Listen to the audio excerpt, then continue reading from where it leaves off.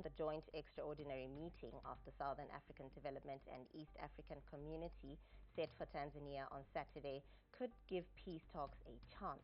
So why is this, and how will parties navigate the complex relations between participants? More in the following report.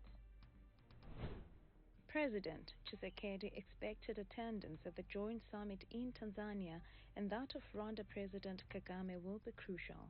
The DRC president did not attend the last meeting of East African Community convened by President William Ruto to discuss the security crisis.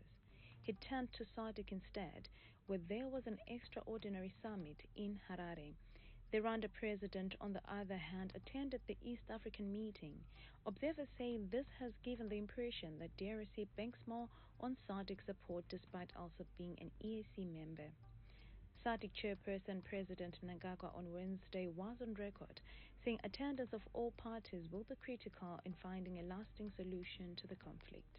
But I believe that it will be most fruitful if all the parties to the issue are present.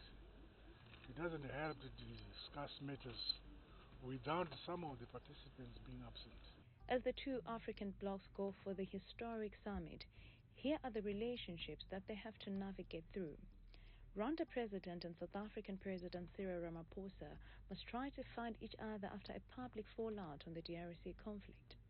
DRC President Tshisekedi has, on the other hand, made his position clear on President Kagame, going to the extent of calling for UN sanctions on its neighbor. By snubbing the East African Community meeting, the impression given is that President Ruto, who convened the meeting, was pro-Rwanda. The attack on Kenyan embassy in Kinshasa did not make the situation any better. SADC, however, is clear that a political solution will be able to resolve the DRC matter.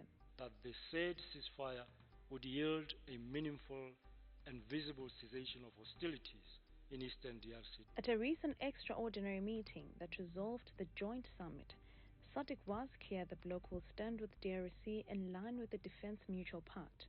The East African Community, on the other hand, sees DRC as not committed to the bloc, as the recent snub has not been the first.